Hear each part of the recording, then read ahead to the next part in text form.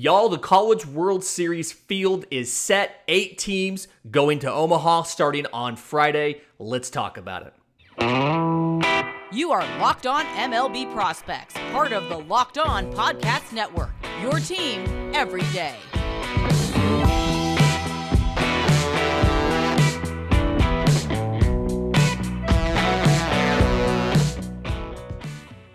Yes, welcome on into Locked On MLB Prospects, your home for all things minor league baseball. I'm your host, Lindsay Crosby, baseball writer for Sports Illustrated, and thank you for making this your first listen every single day. And thank you to today's new sponsor, Sports Card Investor. You can download the Sports Card Investor app today and easily browse over 630,000 cards from every sport, with hundreds more added each week. It's available for free in the Google Play and Apple app stores, or go to sportscardinvestor.com/locked on. So the College World Series field is set. And since there's 4 SEC West teams in a Texas A&M, in Arkansas, in Ole Miss, and in Auburn, as well as 2 teams that are going to be in the SEC in the future in Texas and Oklahoma to go along with Notre Dame and Stanford, I thought it was only right to do the preview of the College World Series with the host of Locked On SEC, Chris Gordy. Had a great chat about both sides of the bracket, about these teams, and about who was going to come out on top in Omaha. Check it out. Welcome on into the College World Series preview. I'm Lindsay Crosby, host of Locked On MLB Prospects. He's Chris Gordy, host of Locked On SEC. And I felt it fitting that Chris joined me on this because 4 of the 8 teams going to Omaha are in the SEC now. And then 2 other teams are going to be joining the SEC in Texas and Oklahoma. So, Chris, welcome in. And did you imagine before the season started that half of the field in Omaha would be SEC teams? We always know the SEC is strong in just about every sport, particularly baseball, but I did not expect 4 teams from the SEC West, if we're going to be specific. I mean, you know, Tennessee, we had high hopes for Tony Vitello and his bunch, and they showed it all season long as the number 1 seed and, you know, winning the SEC regular season, winning the SEC tournament and looking strong. But, man, you got to, you know, when you're at home, you got to hold serve, and they did not against a really good Notre Dame team, and so they're out. But, yeah, preseason, I had high expectations for Georgia. I had high expectations for Tennessee. You know, I did not have high expectations for Auburn or, you know, even Ole Miss. I thought disappointed for much of this year. Them and Mississippi State, the reigning national champs. And about a month ago, it looked like Ole Miss was not going to make it, and they were able to rebound and make it. But just from an SEC standpoint, yeah, I'm surprised the reigning national champs, Mississippi State, didn't even make the postseason. And I was surprised Tennessee, the best team in the country for much of the season, is not here in Omaha. Yeah, the big surprise thing to me there was Tennessee. And if you go back and you look at it, only once has the number 1 overall seed won the entire thing, and that was 1999 with Miami. But I thought they'd at least make it. And so, but, you know, no, they faced up with a really good Notre Dame team, and I think that's a great time to segue into that bracket number 1 in Omaha. You've got Notre Dame, 40-15. You've got Texas, one of the preseason favorites to do the whole thing. It was a little touch and go there for a while in the Big 12, but they came out of it going up against Eastern Carolina, winning that region, that super regional. You've got Texas A&M and you've got Oklahoma. Of these 4 teams, I think the biggest story, the biggest noteworthy thing has to be Texas first baseman Ivan Melendez. The Hispanic Titanic led all of college baseball in home runs this year, and just gives them a fantastic power threat there in the heart of the lineup. Yeah, I got to see Texas play a couple games last year, and then I got to see them this year, you know, early in the season. They were in Houston at Minute Maid Park, and I got to see them in person play a couple of SEC teams, and, you know, Melendez is the real deal. I mean, that dude was hitting monster tank shots. I was watching take some BP there at Minute Maid Park, and he's the real deal. And then we saw it throughout the season. Now, Texas did have a couple slip-ups throughout the year, lost games that maybe they shouldn't have, but all that said, they are here, you know, where they're supposed to be. I had some questions with their pitching staff, but no, Melendez is so fun to watch. And, you know, whether you like the nickname or not, the Hispanic Titanic, he is a human highlight reel. And so I really do believe, I mean, nothing against the smaller schools, the Coastal Carolinas and teams like that have broken through and gotten here before. But man, this is as blue blood as it gets from big names in college sports, college athletics, football schools, if you will. But a lot of these schools with really good baseball programs, really good baseball traditions.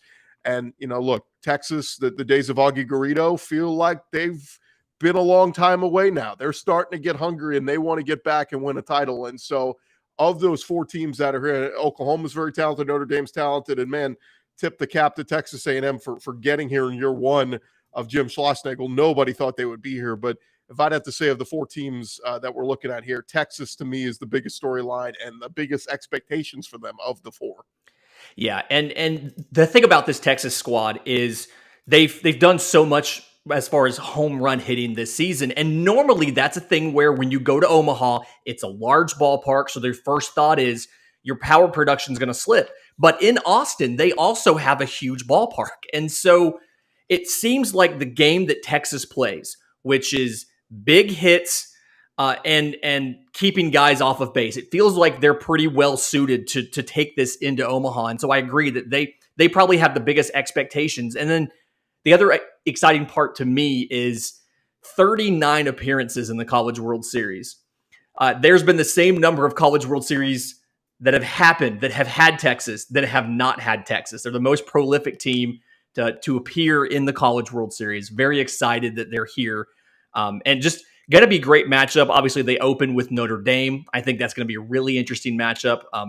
Kind of curious what John Michael Bertrand can do against Texas, but ultimately I think it's going to come down the end of this bracket. You're looking at Texas has to be the favorite to advance to the championship round. They are, but I would not count out A&M. I interviewed Jim Schlossnagle on Locked On SEC before the season, and some of the things he kind of said was, look, it's going to take some time to build this thing, and I mean, lo and behold, he didn't even know what he had. I mean, Micah Dallas is pitching really well for them, and then they're getting the most out of that lineup. I mean, Dylan Rock has drove in some big runs for them. Austin Bose has hit big all year, and their bullpen has been pretty solid. Pitched 4 shutout innings down the stretch against Louisville last weekend. So Texas A&M, look, they might not be the team that you look at and go, oh yeah, they should absolutely be competing and winning this thing. They're ahead of schedule, to put it that way, but don't count them out. I mean, they're still very talented, have some good pieces. And my question is for the Aggies fans moving forward, if this is what Schloss does in year 1 at A&M, what's he going to do in years to come? I mean, it's like you've set the bar way too high in year 1. Yeah, and Auburn coach Butch Thompson had a great quote about that. He said, too often you fail because you set the target low and hit. You need to set, you need to aim high. And that's what Jim Schlossnagle has done. Year 1, you have to feel good about what they've done. And then I don't want to count out this Notre Dame team. It's something where I think pitching wise, they're probably in the best shape of the 4 teams in this bracket. And they did just go into a hostile environment in Knoxville and knock off the national number 1 in kind of convincing fashion. It wasn't fluky wins. It was just outright, they were a better baseball team. And so going to be a great matchup either way. That starts on Friday, 2 p.m. Eastern is Oklahoma, Texas A&M, and then 7 p.m. Eastern is Notre Dame versus Texas. Your predictions on this bracket, who comes out of this? If you had to put money on it. Yeah, I mean, being the resident SEC honk, since there's only one SEC team on this side, I'm going to root for A&M. So I'll take A&M to beat Oklahoma. I'll take Texas to beat Notre Dame. But if we're going all the way to picking one team coming out of this side, I would say it's going to be the Texas Longhorns.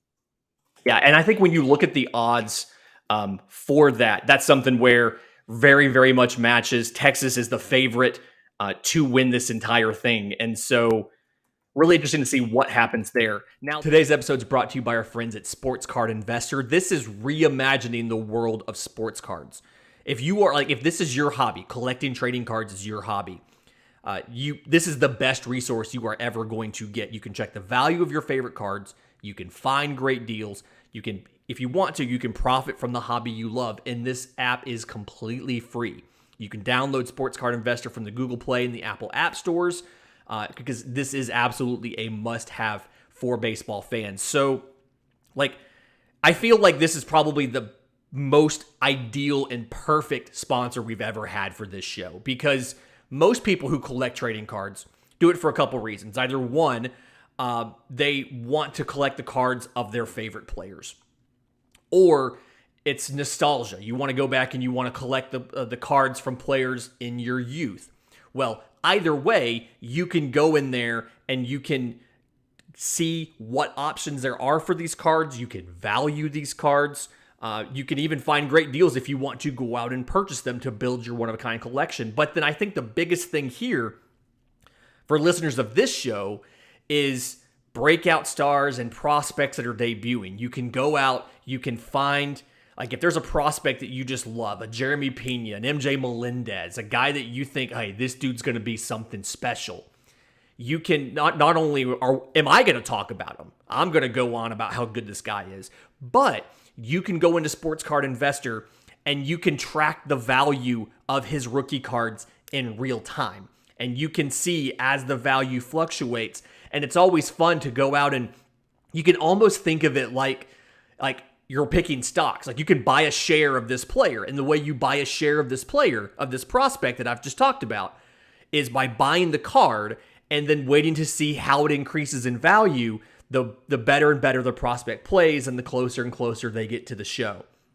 So download the Sports Card Investor app today. It's available for free in the Google Play and Apple App Stores, or go to sportscardinvestor.com/lockedon. Now, the other side of the bracket I think is really interesting as well. So you've got three SEC West squads here. You've got the Ole Miss Rebels, you've got the Auburn Tigers, you've got the Arkansas Razorbacks, and then you have a Stanford squad that on paper offensively is the best team of the four teams in this bracket.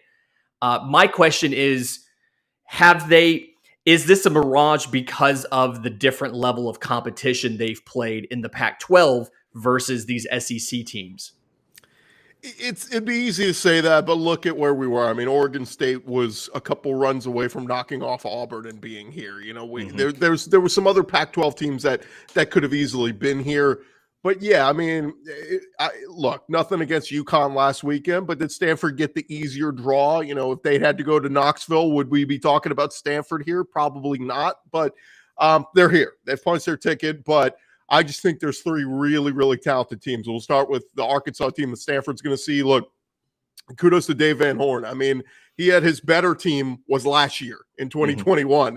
Crazy to think they've gotten farther with the team that's less talented than the 2021 group, but man, they are getting it done. Connor Nolan really was struggling pitching down the stretch of the SEC schedule for them, but he has been really good here in the postseason. Pitched almost 7 shutout innings last weekend against North Carolina. Got some great hitters that are really getting the job done for them. Peyton Stovall, Braden Webb hitting home runs this past weekend. So I really like Dave Van Horn's group. And I again, you know, I'm talking about teams of destiny. It feels that way a little bit with this Arkansas team. And on the other side, Mike Bianco. I mean, you got to give him credit, rising from the ashes about a month ago. They were ready to run him out of Ole Miss. Now he gets to Omaha for the second time, and they're singing his praises, and they're getting it done with some young pitching. I know Dylan DeLucia and you know, Hunter Elliott had 10 strikeouts last weekend, and then Tim Elko, all he does is crush the ball all year long, drove in a bunch of runs this past weekend. So love Ole Miss. And then Auburn, you know, Butch Thompson, his second CWS appearance here in his past 4 seasons. Sonny DeShera, one of the most fun players to watch. He reminds me of me, weighs about the same as me, and a little less power for me, but seeing Sonny DeShera crush home runs, he was the SEC Co-Player of the Year with Dylan Cruz at LSU. Fun to watch. Bobby Pierce, Brody Moore, and then they're pitching. You know, Joseph Gonzalez has been money all year. Mason Barnett was okay. Trace Bright kind of struggled last weekend, but I like these SEC teams, and it's going to be a lot of fun, especially seeing Auburn versus Ole Miss again, but this time with, you know, all the marbles. Yeah, and Butch Thompson actually talked about that in media availability before they left for Omaha, and he said, you know, we've played this side of the bracket, everybody but Stanford. The most, like, we're going to do the most prep for Stanford because we haven't seen them. But he's like, we can't just go strictly off of what happened in the previous matchups because we're a different team now. Ole Miss is a different team now. You alluded to it. Ole Miss has had to move to a lot of younger pitchers and kind of put them into unfamiliar situations and got, and despite that, they've been able to, they've got a team ERA of 4.44, but they've pitched a lot better recently as those youngsters have kind of gotten into a groove, gotten into their stretch. And so it's something where Tim Elko's playing hurt. It feels like we say that every single year. But Ole Miss is very threatening. And I think they could go pretty far in this, but the money Bet Online has Stanford as the favorite to advance out of this regional. They've got Arkansas and Stanford kind of 1 and 2 right there. And it's something where this Arkansas team's tested. This Arkansas team they spent almost the entire season leading the West, matched up with everybody pretty well. They won the series against Auburn. They won the series against Ole Miss. So they've done this. They're just having to do it again in a different ballpark. And Brady Tygert's the guy that I think is going to be really big for Arkansas out of the bullpen. 23 appearances on the year. And the ERA is 3.82. And I think that's a little bit misleading because he's had a couple outings that didn't go great. He had one early in the year. He gave up, I think 4 hits and 2 runs in 2 innings. But for the most part, he's been absolutely nails outside of stumbling a little bit against Oklahoma State. So the question for me is going to be, can he provide them that lockdown presence? We know that Arkansas can score runs. We know that Arkansas can hit the ball, but it's going to be, what can he do? Can he come in out of the bullpen and shut it down so that in that first matchup against Stanford, who, like we said, has the best offense in this regional on paper. They're the only team batting over 300 in this regional. They lead this side of the bracket with 117 home runs. Can Arkansas slow them down enough with pitching to stay in the game? And that's the big question. I think a lot of us just don't really know about this Stanford team because they played out West all year and they're making the farthest trip, 1,700 miles, to come to Omaha and kind of show us what they have. Yeah, and again, it's funny with the Arkansas team. You wish they had Kevin Kopps on this team because that guy was so good for them all last season. But no, I'm with you. I mean, I think the bullpen can get the job done. I just really like Arkansas. I feel like there's so many teams that they get close one year, they fall short of expectations. The next year, they come back hungrier and with that drive, and that's what I feel like Dave Van Horn's bunch is going to do. So yeah, I mean, look. You can say the money might be on Stanford. I'm going to take Arkansas to beat them, and I'll take Auburn against Ole Miss. Again, I know I gushed on Ole Miss, and I like their young pitching, but I think Auburn could pull off the win there, and we'll see from there. And if you want to get to our picks in just a little bit on who we think is going to win it all, I'll give you a good reason why. Spoiler alert: I'm going to go with an SEC team, but It's just one of those, and before we get to the picks, I do want to take a minute you brought him up, you talked about him briefly, but Sonny DiChiara from Auburn. So we have the 2 best first basemen in college baseball in this, the National College Baseball Writers Association named Ivan Melendez first team All-American today. They named Sonny DiChiara second team All-American late Wednesday afternoon as we're recording this. And just thinking about what Sonny did transferring from Stanford into the SEC, and then leading the entire country in walks per game, and then an on-base percentage. The on-base percentage of over 500. It's one of those things that it doesn't feel like that should be allowed. You shouldn't be able to have an on-base percentage over 500 in the SEC, in what's arguably the toughest conference, toughest division of amateur baseball. And it's something where this Auburn squad has looked all season to try to find protection for him. I mean, one of the reasons he got walked so much was because they weren't getting the threats in front of him and behind him. It looks like going off the regional explosion where they put up over 50 runs in 3 games against Southeastern Louisiana and Florida State and UCLA. It looks like they may have found that, kind of sandwiching him between switch hitter Cole Foster and Bobby Pierce. But 2 first basemen who are really interesting. And I got to tell you, I feel bad for, if it ends up the final being Texas versus Auburn, I feel really bad for these pitchers who have to pitch to either one of these guys. Yeah, and I think that the interesting part is, I was looking through, and I know you talk a lot on the prospects that we'll see. I mean, just of the guys who are slated to be first round picks, of the teams that are going to be in here. I think Brock Jones from Stanford, I know a lot of people are high on him.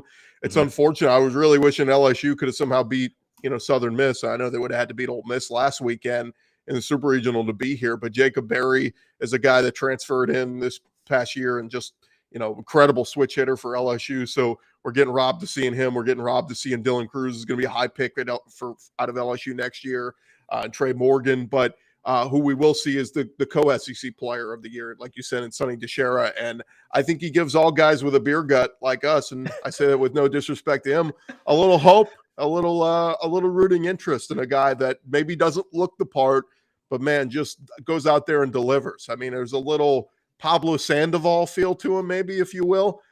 Just a guy who crushes and delivers, and going to be a lot of fun to see how they match up with him and how they address facing him. And, is he a guy that maybe you play it safe and, hey, let's just intentionally walk him and we'll deal with the guys behind him in the lineup. We'll see what Ole Miss does and whoever else they play throughout this tournament. But it's something we've seen in years past that teams maybe play it safe with some of the hottest and strongest hitters in the College World Series.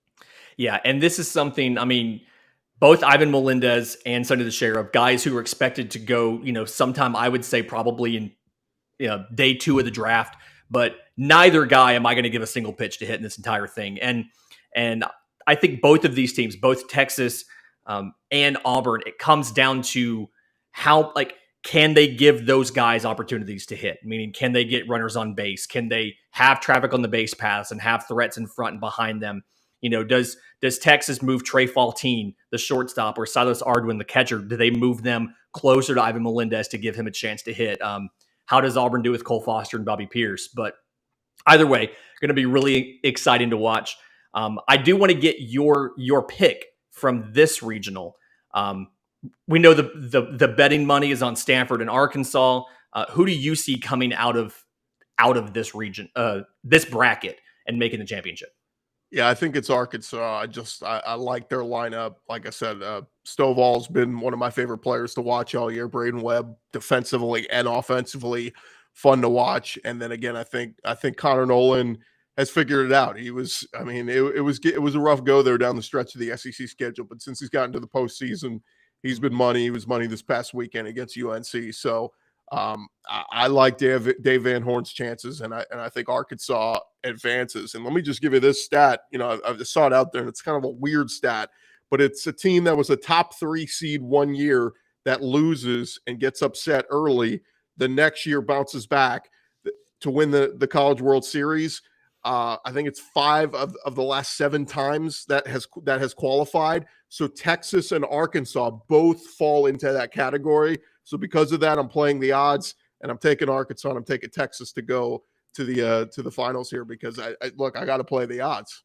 Yeah, and Arkansas has just got so much infield talent when you look at the offense and the defense. Obviously, with Caden Wallace and Robert Moore, Jalen Battles, I think is a little bit underrated as a shortstop.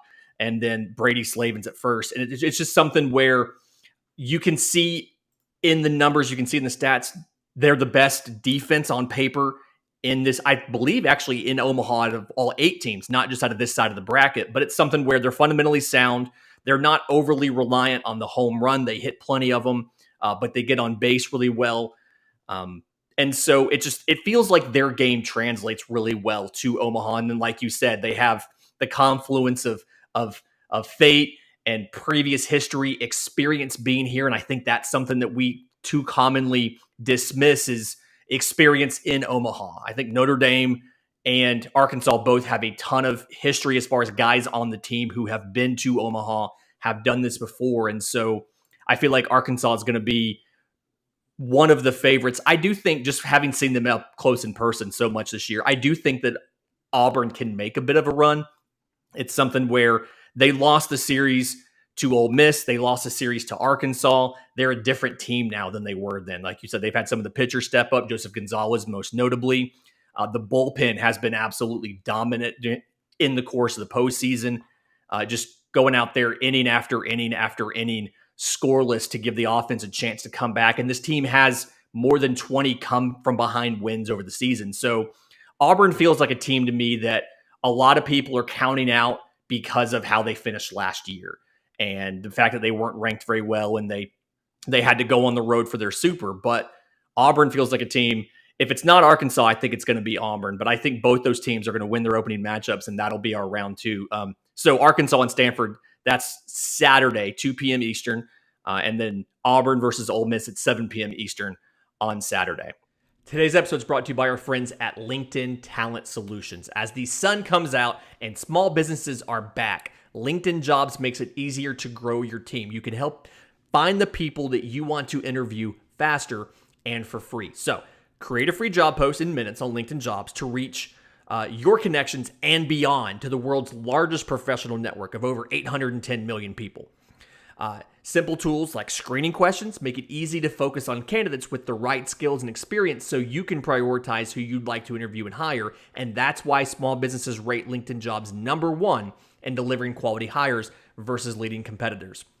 Post your job for free at linkedin.com/lockedonmlb. That's linkedin.com/lockedonmlb to post your job for free.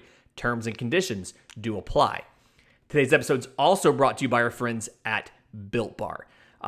You know how like the folks at Built Bar are always coming out with new flavors. I just got a package the other day. Mud pie. Okay.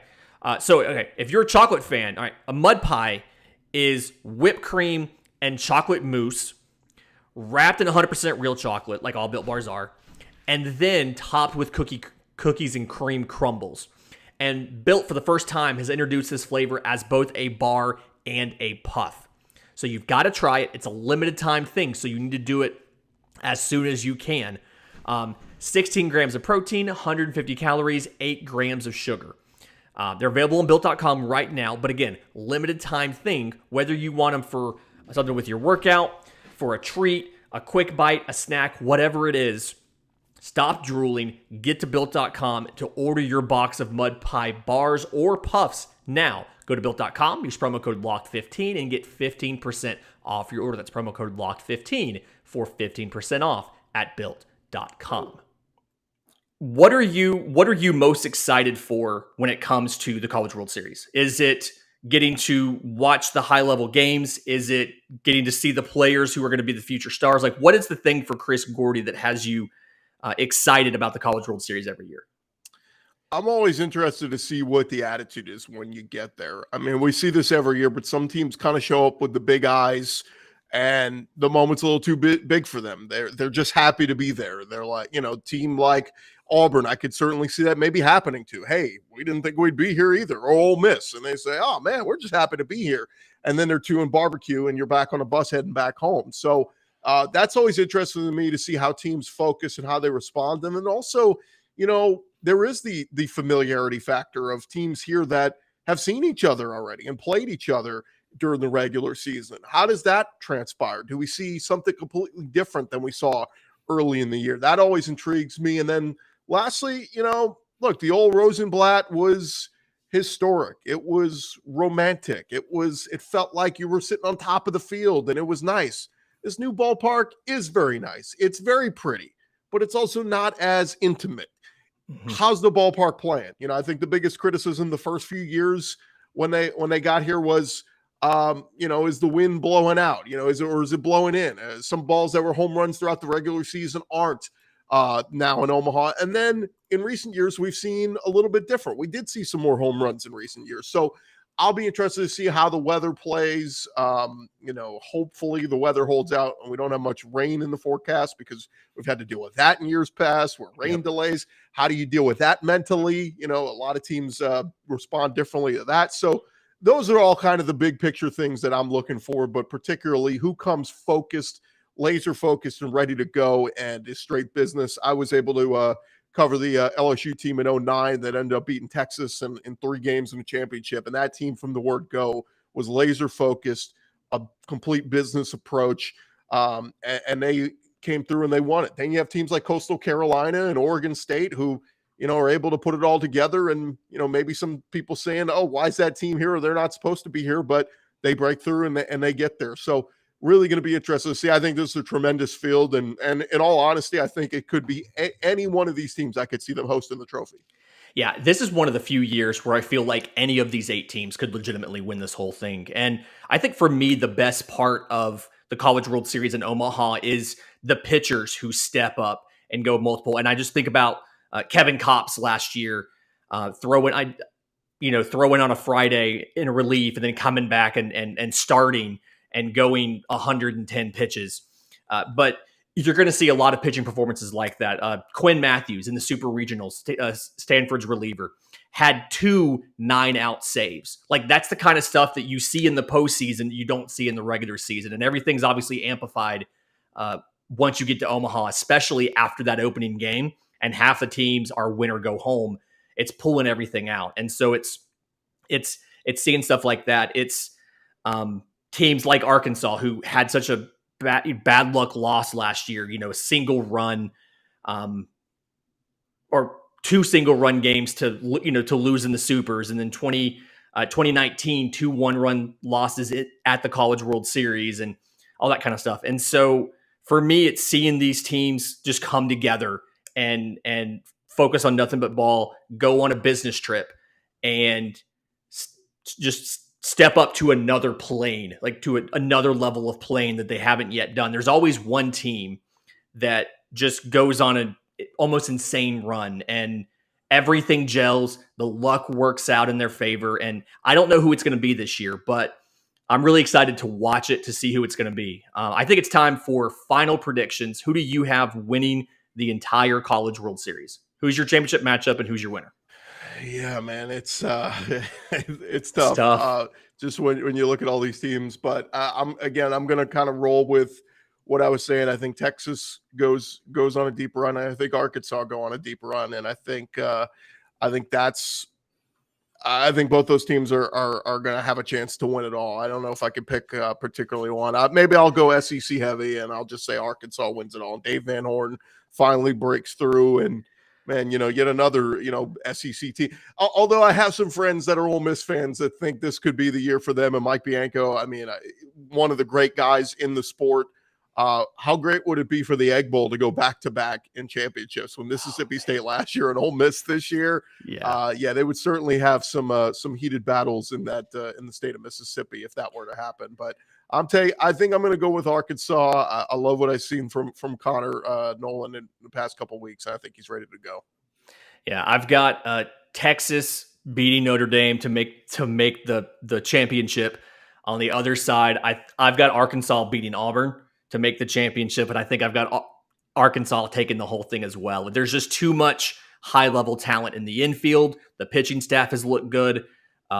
Brady Tigert, I think he's going to transcend some of those issues he had in the supers against Oklahoma State or in the regionals, and he's just going to come out and be lights out. So I think I also have to take Arkansas. I know that's not fun for everybody. We're picking the same team, but it's something where this is, like you said, any of these 8 teams could win. And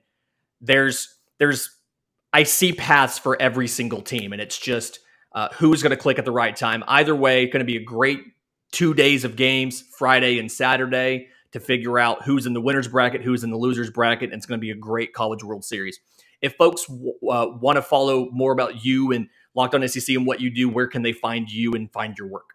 Yeah, just search Locked On SEC wherever you get your podcasts, or search for us on YouTube. We've got the video version going up for a year now, and been a lot of fun. We're going to be switching gears, getting into a lot of SEC football off-season conversations. We start to look ahead as the season is almost upon us. But, man, always fun to talk all things college baseball. And, lo and behold, just feels like every year the SEC is a big part of it. Half the field this year, and if you want to include Texas and Oklahoma in there, man, once they get to the SEC in a couple years, you wonder if they'll just call Omaha the SEC Invitational. Just move the whole thing to Hoover, I think is what's going to happen. You're just going to move the whole thing to the SEC tournament site in Hoover. So my show, Locked On MLB Prospects, we're doing a lot of stuff right now involving both the College World Series and the MLB Draft coming up in July. So we're going to be covering these games from the perspective of guys who are raising their draft stock. Somebody from the College World Series is going to end up in the first round based off of what they do in the next 2 weeks. And it's always fun to figure out who that is. You can find my show on Twitter at Locked On Farm. You can go search for Locked On MLB Prospects wherever you get your podcasts and on YouTube. And you can follow me on Twitter at Crosby Baseball.